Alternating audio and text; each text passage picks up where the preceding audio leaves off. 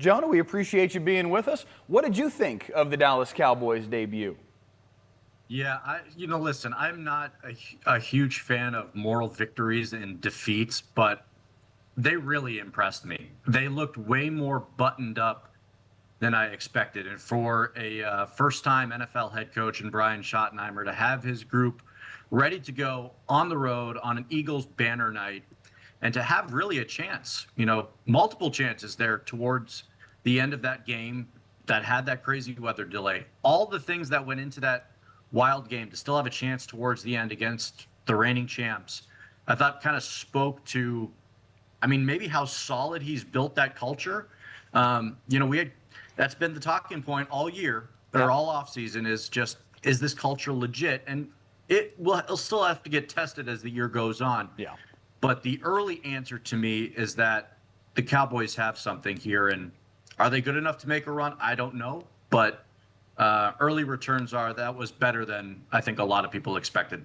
So, Mike, two questions for you. First of all, do you put more stock in the Cowboys team that we saw pre-weather delay or post-weather delay that was essentially a shutout of the defending champs and looked really good against the run, but the first half looked way better on offense and way more efficient?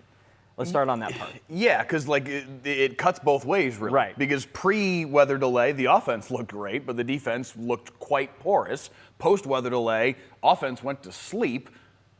CeeDee Lamb, I don't ever expect that type of thing from him again, but oh my. But yeah, it's very hard to really decide what's reality for this football team based on what we saw in Week 1. I do like Jonah's point about Brian Schottenheimer. I think I was excited to see what it would look like under Brian Schottenheimer first time out of the gates, and I'm encouraged by what we saw from Brian Schottenheimer first time out of the gates. I thought he called a really good game. I thought he handled the minutia, the clock. He handled a lot of those elements that are important for a head coach to be able to manage. He did all of those things well. If there's one big takeaway, because a lot of the things about this football team are about the same as they were last year. You've got the same quarterback, except for now you have him healthy. There's a lot of similarity in the offensive side of the ball, except for George Pickens. There's a lot of similarity on the defensive side of the ball, except for the lack of Micah Parsons. The newness was the coach, and that newness, I walk away going, okay, I like what we're seeing here. Jonah, which is the real Cowboys team? I know no fence writing is coming up later. I really want to write it right now and just maybe it's split the difference. I think this offense is a lot better than they showed, post weather delay. It will take some time to probably figure out a little bit schematically and with their changes.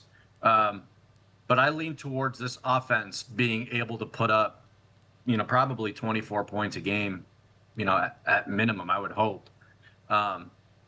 If they can get back on track. I'd like to see more from George Pickens. I really felt like he had a really quiet debut. And granted, he did, draw the penalty on a ball that probably should have caught or could have caught. Sure. Looked like he sold it a little bit to get the flag. But in general with him, you bring him into and call him a 1B. He looked like, a 2B. It looked like a glorified Michael Gallup from past years. So I'd like to see his level of involvement be more. Granted, what the defense showed against the Eagles, or what the defense showed against the Eagles, defense showed against the Cowboys, CeeDee was open a lot. Yeah. So, just take what you have. And so I don't really necessarily put that on George or the play calling, but I think in the totality of the season, we are going to need to see more from George Pickens if this Cowboys offense is to reach its ceiling. I think some of that is just Dak's comfort level. When the play breaks down or things happen, he knows who to go to, and that's 88. And usually 88 is going to be open, as he showed.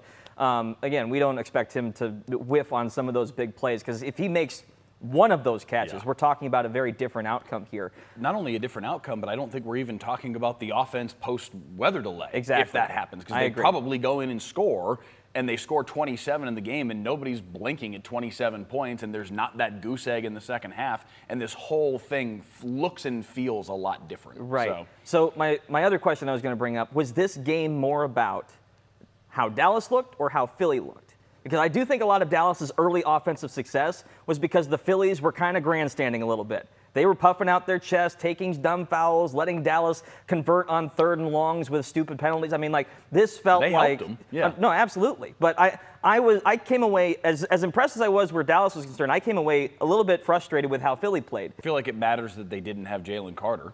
Sure. Yeah, I agree. that's a big factor I in agree. why they didn't look the way that we would expect the defending champions to look. That whole saga was entertaining at the very least. Definitely. Also not what you want to see really on either side. Now, I will absolutely grant you that doing there's a this. big difference between spitting on the ground and spitting on a person.